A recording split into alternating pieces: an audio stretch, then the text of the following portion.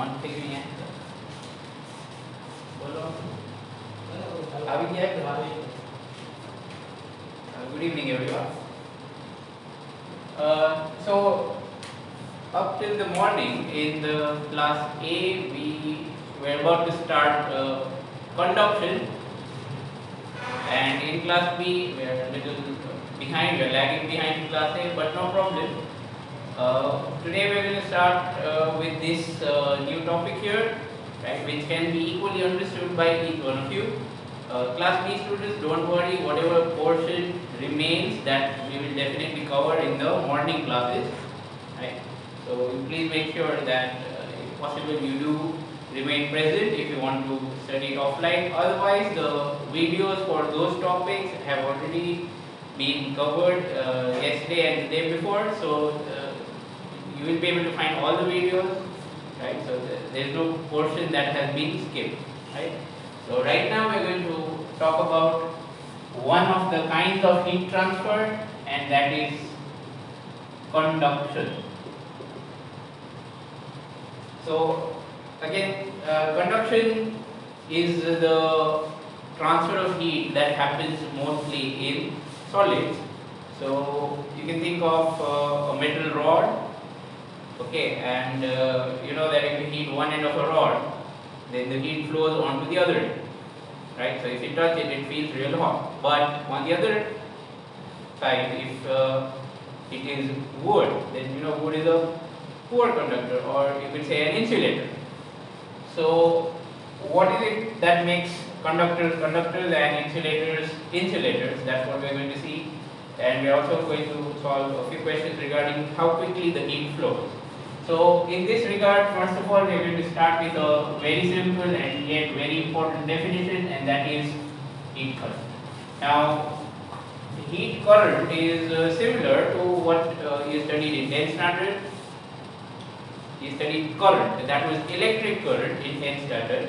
Well, electric current is the charge flowing divided by the time taken for the flow of that charge, or the charge flowing per unit time.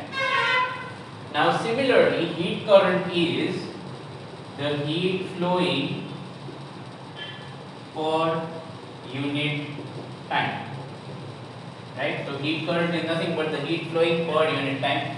So the symbol of heat current is either H or I. Okay, you could write H or I.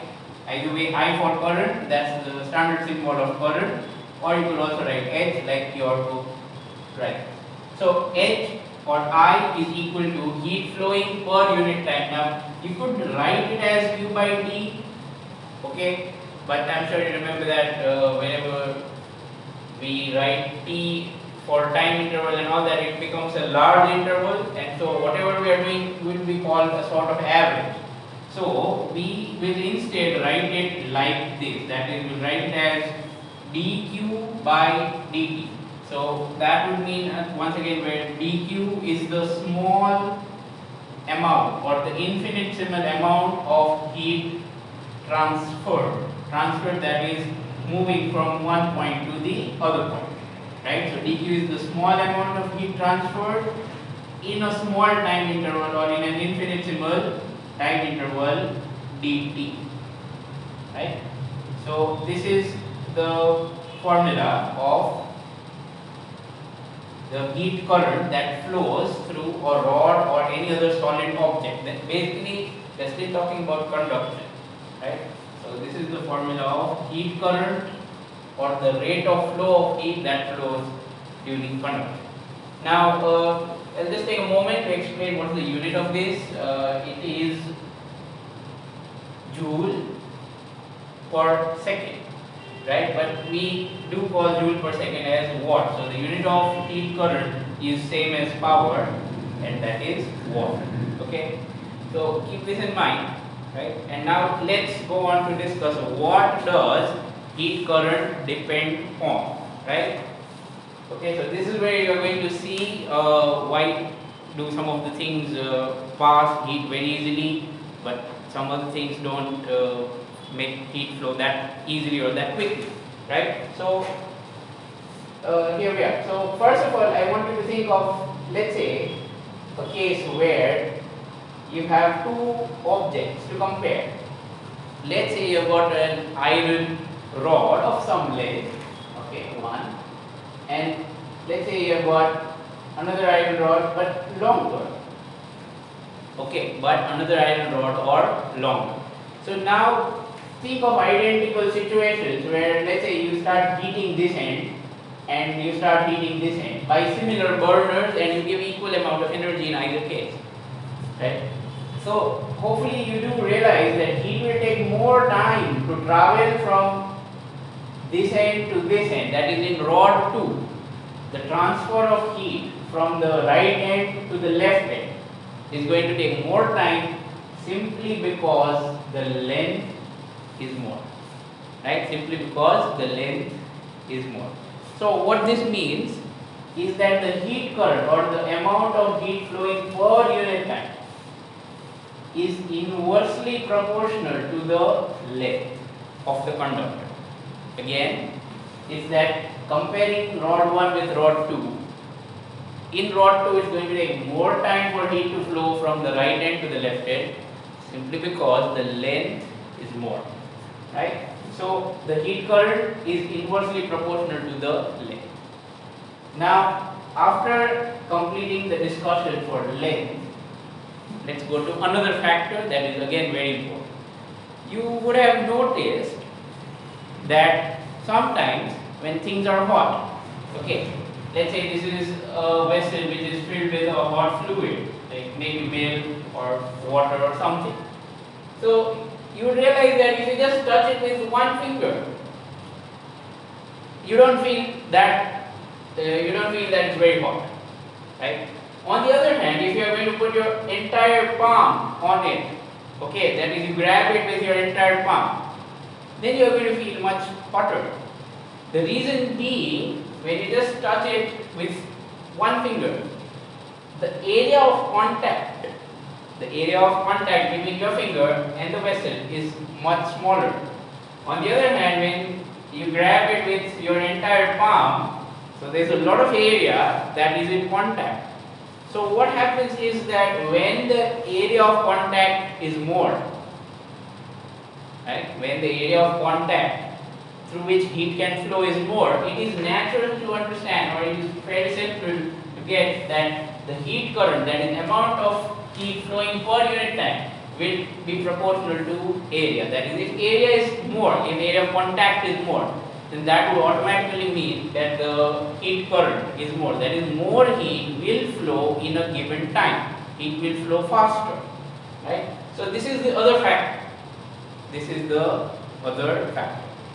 Now there is one more and probably the most important factor when it comes to flow of heat using or by mode of conduction.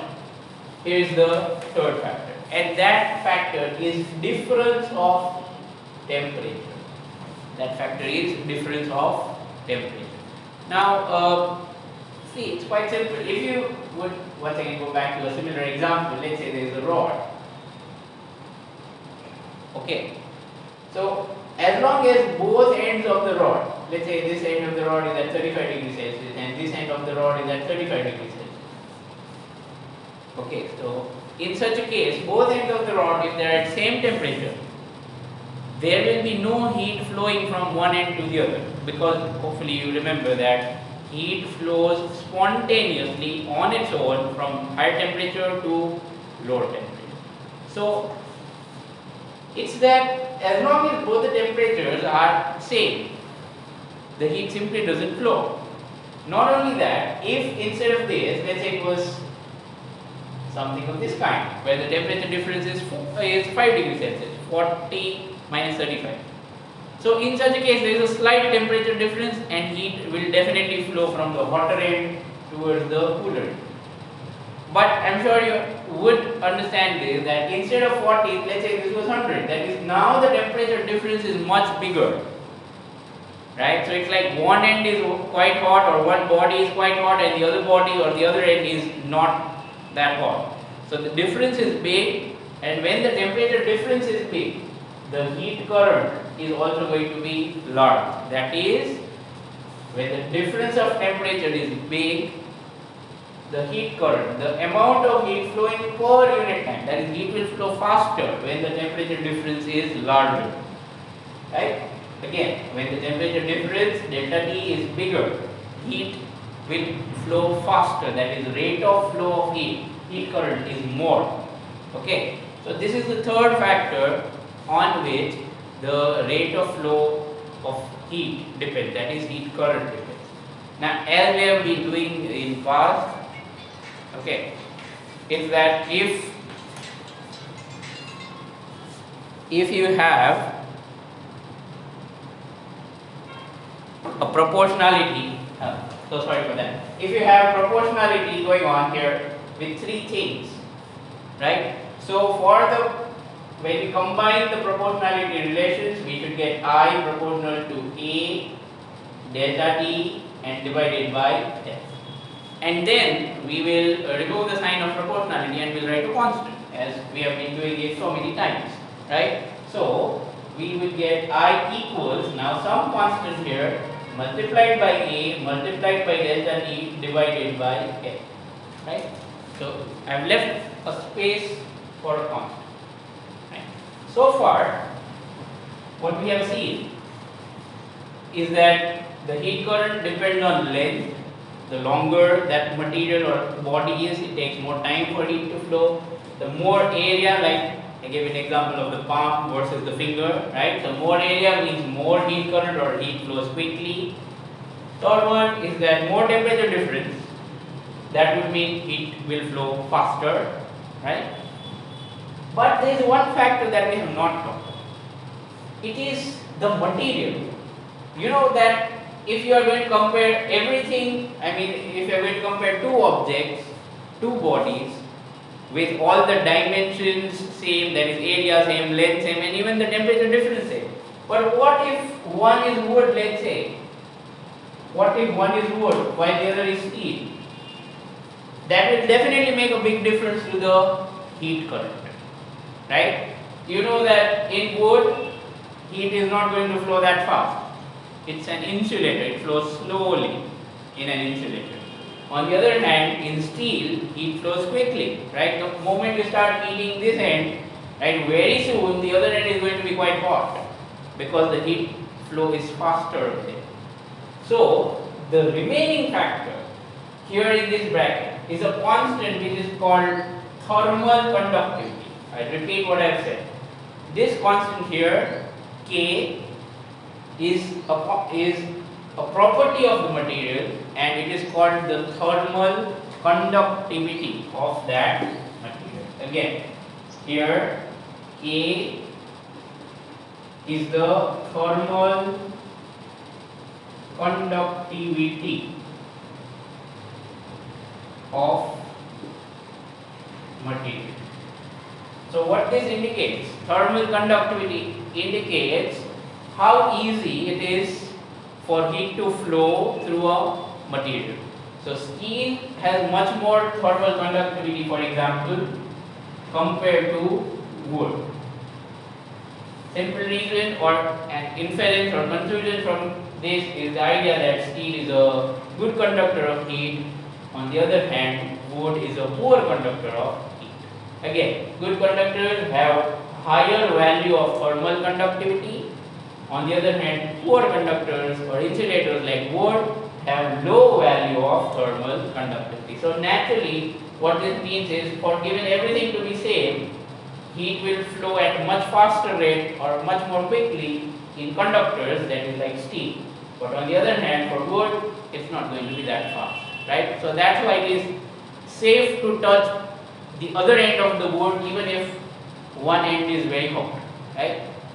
Okay, so that's the formula of heat current, right? That's the formula of heat current that we have, right? Now, I'm going to very quickly write down the terms that are involved in this formula, just so that you would remember what we are talking about. So I'm going to erase this definition here, right? The definition of heat current.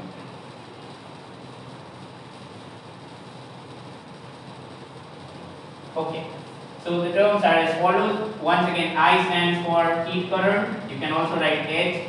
like I mentioned earlier, A stands for cross-sectional area of the material or of the body. Right? For example, let's say you are making heat flow through this rod. In this area here, that is the cross-sectional area A. And L, of course, the length of conductor. Okay, length of the conductor, right, between the ends of which the heat current is flowing. And finally, delta T. Now, it's worth noting what is delta T. Normally, we take delta T as final temperature minus initial temperature. Here also we do the same, but it's still important if you understand this one thing, that generally it's easier to take Th minus Th. Again, it's easier to take delta T as Th minus Ts, that is higher temperature minus the lower temperature. Okay, higher temperature minus the lower temperature, because when you do this, you're going to get a positive value of I, right? And along with this, you can write the direction. Okay, one thing, direction of this heat flow or direction of heat current shall be from higher temperature towards lower temperature. Okay, the direction of heat flow will be from the higher temperature point towards the lower temperature point. Okay, so that's the basic formula of conduction, right? Through rod or through insulators, through conductors, anything. But this formula again is only valid when heat is flowing by means of conduction, right? Typically in solids. Okay, so now I'm just going to pause over here for a minute, right? And if you have questions, I'm reading it in the chat box, right? I'm giving you a minute or so. Okay, you can type it if you have got some questions. Okay, you are not going to see me over here, and because I'm going to head over to the computer, right?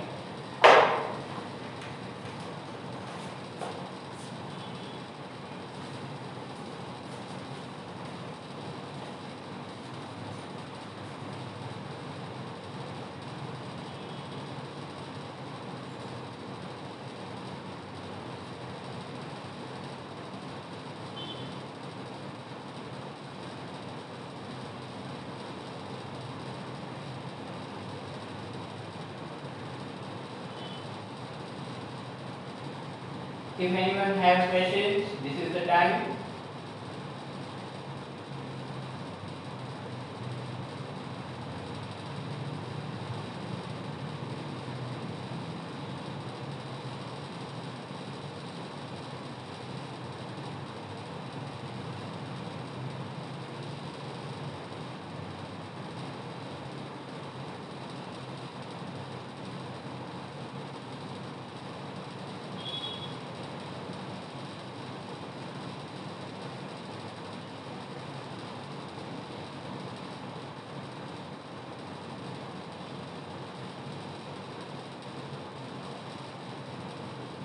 Okay, we have got a few questions.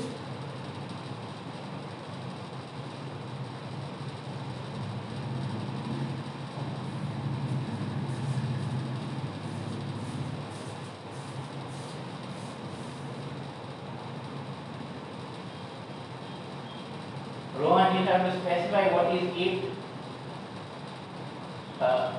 I'm reading everybody's question, right? So after a while I'll go back to the board and I'll answer your questions. Okay, don't worry, I've read everybody's questions. You can keep asking those if you have more questions. Okay?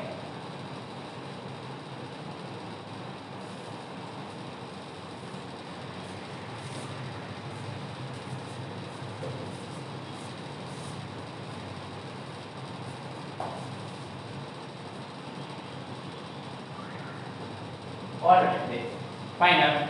I've read questions. I'm going back to the board now, so don't type anything in the chat box. I won't be able to see it. Well, so there have been a couple of questions about, first of all, about what is K. I'll answer questions related to K first. Okay, I'll answer questions related to K. Again, K is called thermal conductivity of material. I mentioned it here, so that's why I didn't write it here again. I hope you you can put it down on your own over here. K stands for thermal conductivity of the material, right? So I didn't write it again because I didn't want to repeat it. Okay. Now K is a scalar quantity. Remember, K is a scalar quantity, right? Thermal conductivity is a scalar quantity, and it depends on material and on nothing else. It depends on material and on nothing else. For example, steel. Steel's thermal conductivity is fixed. Okay, so is wood's thermal conductivity, right? At least the things that we are discussing, thermal conductivity doesn't change, right? On on a very large scale, if you change temperatures a lot, thermal conductivity does change. But here we can assume that K is a constant, right? K is a constant, it's a scalar, and it depends only on which material we are talking about. So steel's thermal conductivity different, wood's different, copper again different, right? It doesn't depend on shape, it doesn't depend on mass. I repeat, thermal conductivity does not depend on anything else except the material, right? Okay, not on shape, not on mass. Then there was a question about temperature. Is temperature a scalar or vector? Well, temperature is a scalar, right? Temperature does not have direction. Okay, so that's one thing. There was a question about why are we writing heat current as dq by dt? Why are we not writing as q by d? Well, you can write it as q by d. There is nothing wrong with it. But I've told you that whenever you take larger time intervals, you write delta t, and in such situations, heat flowing per unit time, right? When you do that, it becomes a sort of average, right? Okay, so in some questions we will actually find out the average heat current, right? But mostly there is no need to do this, right? So generally we use the heat current I as dq by dt, right? Remember, all kinds of rates, ultimately you will find that as we study more and more physics, you will find that all kinds of rates are actually defined by differentiation. For example, velocity, which is the rate of change of position with respect to time, it's not defined as delta x upon delta t, it is defined as dx upon dt. So just like that here, I is dq by dt. Okay, there was one question about proportional to area. It is that I told you, when the area of contact is very small, like you just touch it with one single finger, so a very little portion of your finger is actually touching the vessel. So the area of contact, that is area through which heat can flow into your finger, is very small, right? But on the other hand, if you will touch it with the entire palm like this, okay, let's say there's a vessel here and you try to hold it like this with the palm, then a lot of area of your palm is in contact with the vessel. So because the area over there is more, the moment you touch it like this, there's going to be a lot of heat flowing into your hand quickly, and that's why you will feel it quite hot. On the other hand, you can just touch it with a finger and you won't feel it to be troublesome. Okay, so that is what I explained about I proportional to area. In short, the more the area, the more quickly the heat will flow, because it gets more space. You can think of it like that. It's not 100% true, but you could say that because more molecules are there to touch each other, that's why heat will flow faster. So that was about I proportional to A. Right? I'll just get back here. I'll just confirm that I've not missed out on anybody's question. Right?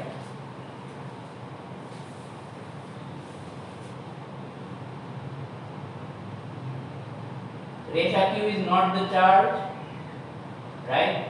Okay, Q is heat. Direction will always be from higher temperature to lower. That is given, right? I told you that heat flows spontaneously from higher temperature to lower temperature. So that's what we have. Yes, Nandini, you could do that, but it would not be very, elegant. Okay, I recommend you don't worry about reversing it, right? Otherwise you'll get confused yourself. Okay?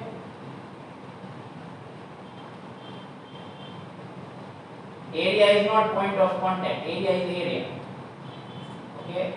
And value of K generally depends on what the material is. So in some questions it would be given, and in some questions you'd have to find it. So I believe I have answered everybody's question. Now we are going over to the next thing. Try to remember that formula, everyone. Okay, make sure you understood what I wrote here, that direction of heat current will always be from higher temperature towards lower temperature, because heat flows from hot body to the cooler body, right?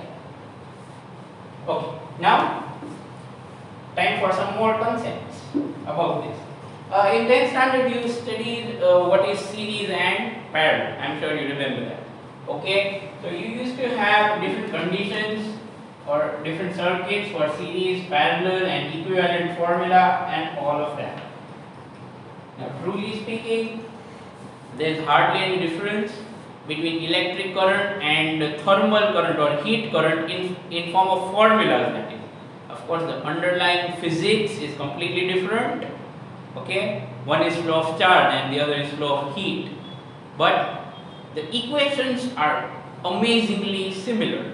I repeat, I am saying that the equations for flow of electric current and equations for flow of heat current, they are very, very similar.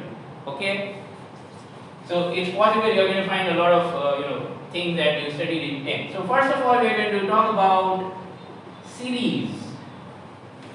Right? First of all, we are going to talk about series. So in 10th standard, you had things like this, like one resistor here and one resistor here. So we say that these two resistors are in series. Now, instead of this picture is going to change now for heat. So like, let's say there is one rod over here, let's say number 1, and with the end of that rod, let's say we have connected another rod, maybe of different area, no problem. Okay, that's not a concern. So these are two rods now. So we say that these two rods are connected in series. Again, how do you identify series? This is very easy, but still very important. How do you identify series? It's like, imagine that you are driving a vehicle. Let's say you are going from one end to the other. Then you cannot go sideways. What I mean to say is you don't have a choice. You are just supposed to flow on one road or one path. Okay, then that is series. So you directly go from 1 to 2 and you don't have choices, you don't have branches. You can't go, okay, I'll go there or I'll go there. No, not like that. So in such situations, we say that these two are connected in series. Right? You're going to see a lot more of this. Gradually it will become easy. Just remember, series would mean no branching. Okay, or no branches. That is, there are no two paths. Right? That's what makes series. Now, suppose this rod 1 has area A1, length L1 and conductivity K1. Again, it's one material. Let's say its thermal conductivity is K1. Similarly, this second rod has area A2, length L2 and thermal conductivity K2. I repeat what I have said. Let's say this first rod has area A1, length L1, K1, and similarly second one A2, L2 and K2. Why are they different? They might be different material. One might be steel and second might be copper. So that's what we have. Now suppose, let's say that, I'll start the numbers. Suppose this is 200 degrees Celsius. 200 degrees Celsius.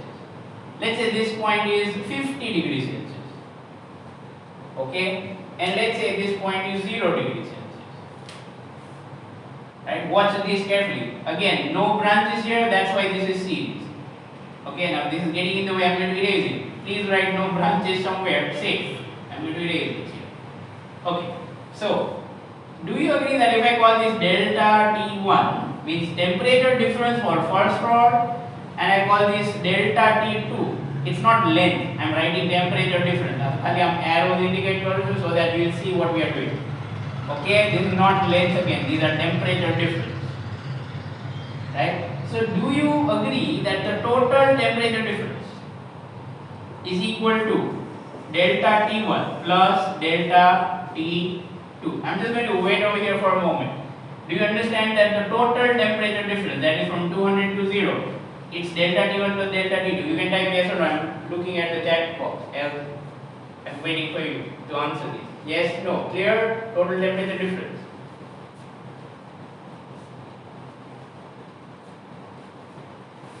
Okay, so mostly that's yes. I believe you would have got it. Okay, fine. Let's continue. Now, so this is one very crucial thing. In series, temperature differences can be added like this. I repeat, what did I say? In series, temperature differences can be added. Do you remember in 10th?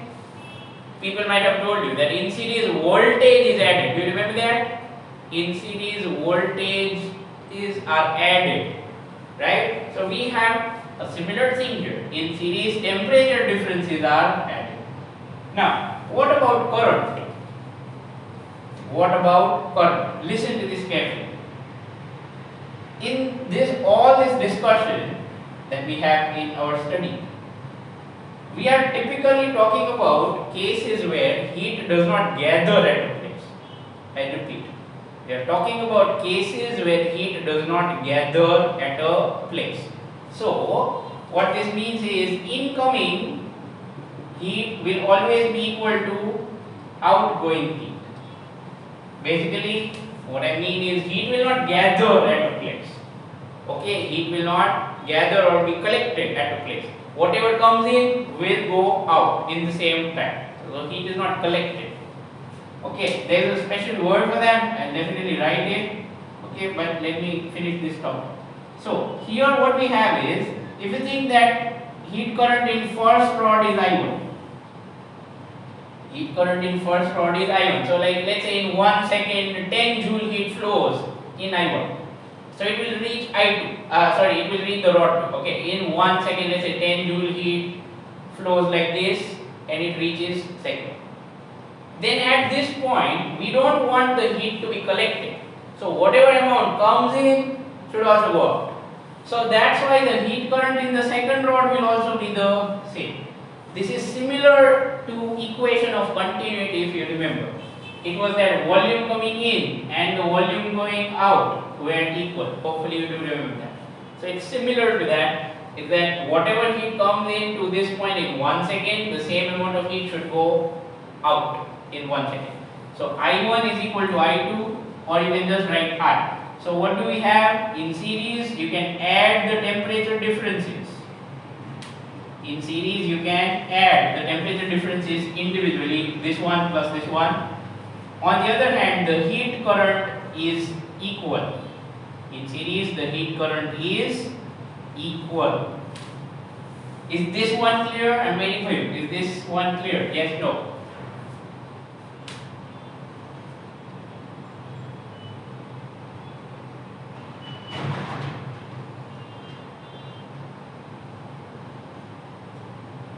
Okay, some of you have said no.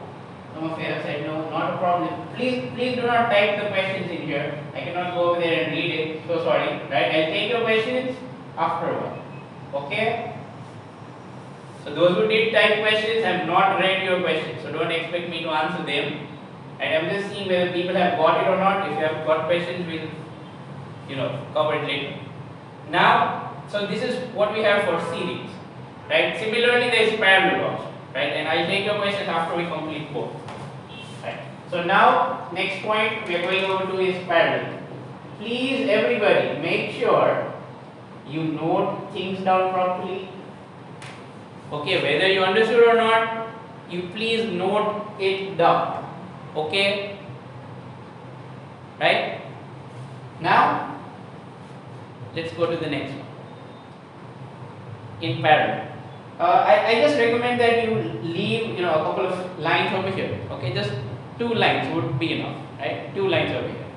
Now going to parallel.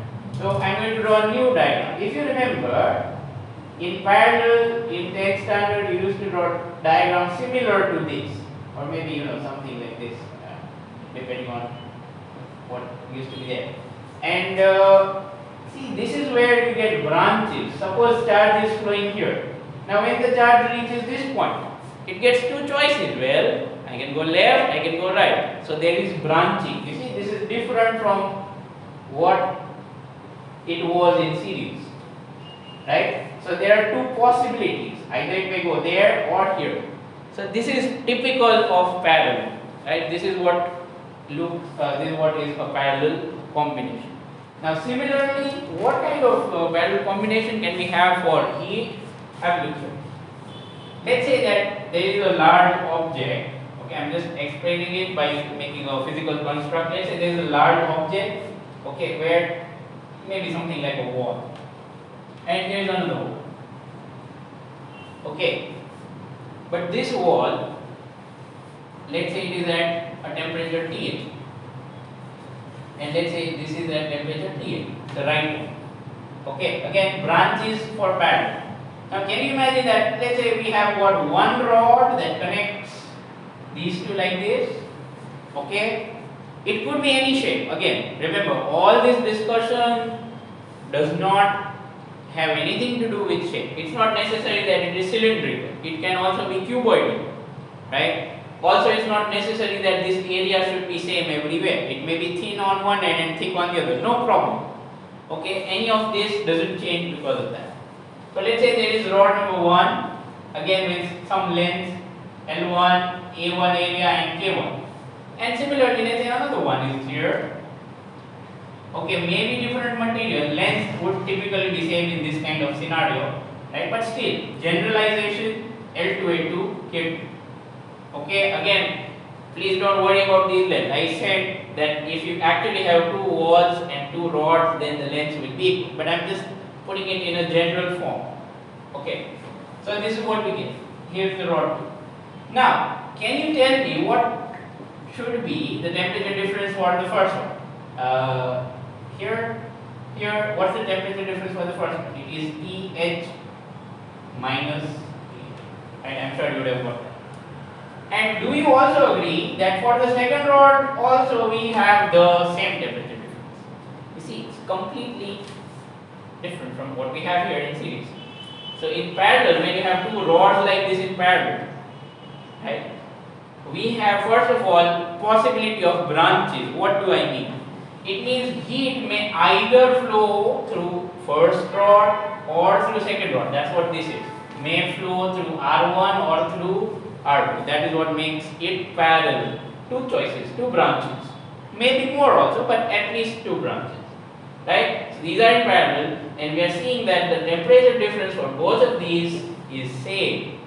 Right? So I can just write a simple idea that delta T is equal to delta T1 equal to delta T2. Same everywhere. So what do we have? Temperature difference is same. Now let's go to heat current. Let's go to heat current.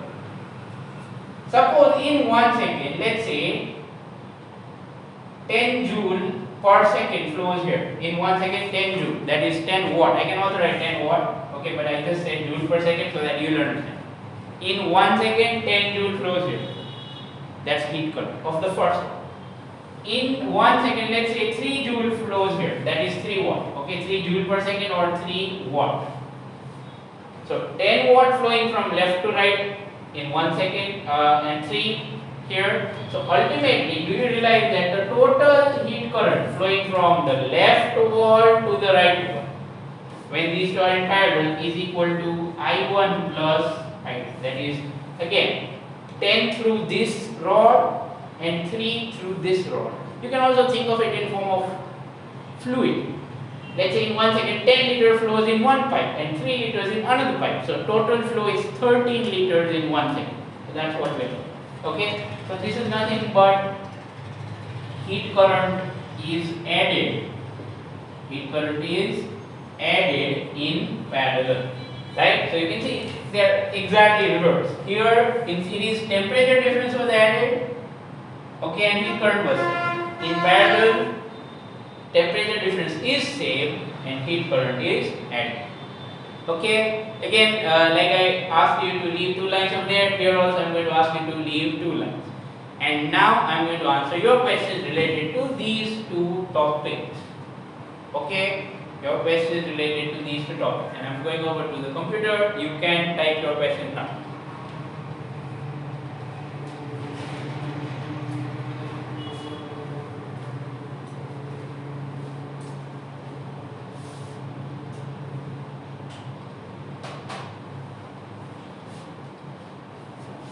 Okay, I'm going to sit down calmly and read everything.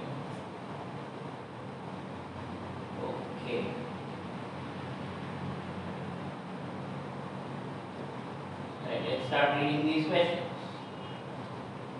Nandini has asked I proportional to A. So if area of second one is more, then also I is same or more. In series, Nandini and everyone else, in series, whatever is the area, no problem. The current has to be same. Okay, I repeat what I have said. In series, you can see in the diagram, the area of rod 2 is more, but still, because heat cannot be collected anywhere, the heat current should be same. It's just like flow of water. પાછળ મોટો pipe લગાડો તો એની અંદર automatically વધારે પાણી ન જાય કારણ કે આગળથી તો આવવું જોઈએ ને. I hope that explanation makes sense. Okay. So that's why when two rods are in series, the current is always going to be same. Okay, then I'm going to go to the next question. Why is I1 equal to I2? Again, Priyank, think of it like flow of water. બે pipe આવી રીતે લાઈનમાં સિરીઝમાં લગાડ્યા હોય તો જેટલું આમાંથી flow થાય એટલું જ ઓલામાંથી ફ્લો થાય. That is, in unit time, same amount flows. That's why the heat current is equal in series. Yes, Nia, area different still. We have heat current same in series. Kashyap, I suggest that first you try to understand what happens if heat is not collected. Okay, personally, tomorrow you can ask me what happens if heat is collected, right? I'll be waiting for you in the staff room.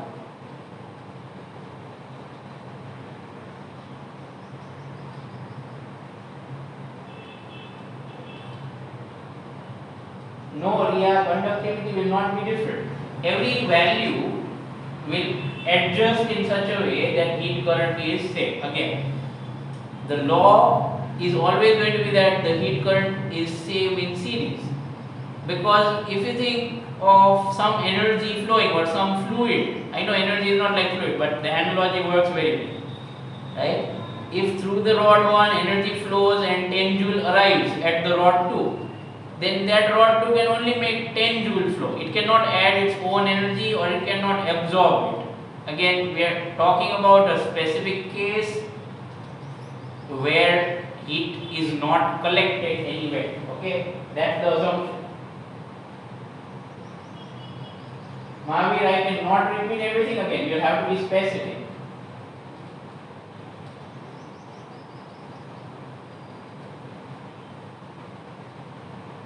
No, Resha, it won't affect it. The temperature difference will depend on what? She's talking about parallel. So you can see in parallel, the left end TH, right end TL. So the temperature difference will not change anyway, whether you connect one rod or two rods or hundreds of rods. Assuming, again, see, assuming that heat is not getting collected. It's like we have maintained everything at constant temperature, right? Okay, let me just go back to the board and put that word over there so you will get some idea of what we are talking about here.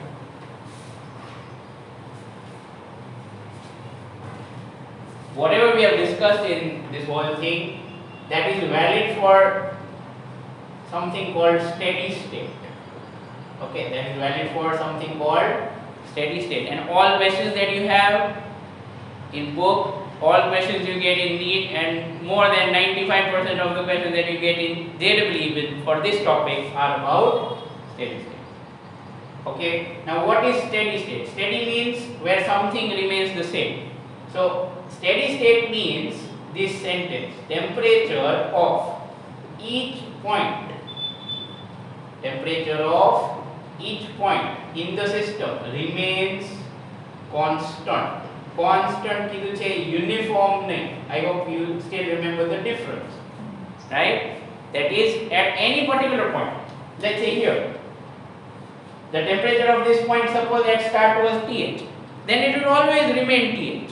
It will not change. Then such a situation is called steady state. Okay, such a situation is called steady state if temperature for each point, okay, whether here or anywhere, will remain constant, right? That's called steady state. Now why would that happen? It happens because of this. Let me tell you that. Suppose here is a point. Okay, there is some mass here. Let's say this mass receives 10 joule energy. Right? And if it also gives out 10 joule energy, how much extra did it get? It gets 0. Thus everything, thus again. If there is no extra energy, its temperature is not going to change. Right? Okay, on the other hand, suppose you say that heat is collected. That's what I've been talking about, that we are assuming case where heat is not collected. Suppose it is like this, 10 joule here and 8 joule here. What's going to happen? 10 absorb, 8 release. So it got extra 2 joule. What will happen because of that energy is that its temperature will change. I repeat. If it gets 10, releases 8, it stores 2. So because of that 2 joule, its temperature is going to increase. I'm sure you know that whenever some object absorbs energy, we do notice that the temperature does increase, right? So that's what is going on here. That is why I wrote this. That is, whatever is the incoming energy or incoming heat will be same as the outgoing heat, right? So that's why it's necessary that these two are equal if you are talking about steady state where temperature remains constant. Okay, right? So typically steady state occurs after a long time. Okay, steady state occurs after a long time. Let's say you have 2 walls and you connect something here. Immediately you don't get steady state, right? It will take time, right, for steady state to be established. Okay, it takes time. Right, now I'm just going over to the computer. I'll see questions you have. Right, just a few minutes. We'll end the class in a few minutes. Okay, and you want to find heat current here. Then actually the heat current in this entire rod will be same. That is I1, I1, I1, I1 and I1. So at every point here, the heat current is same. And similarly at every point here, the heat current is same. It is going to be I2, I2, I2, I2 everywhere. What's the reason? If you look inside a rod, then this point and this point, they are in series. Inside a rod, these 2 points, they are in series. Why so? Because if heat starts to flow from here, then all that heat has to definitely flow from here.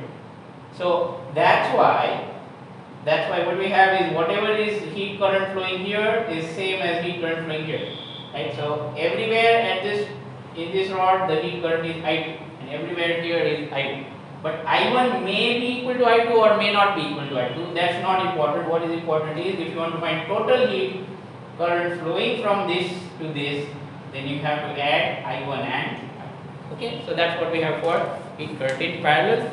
Right? So now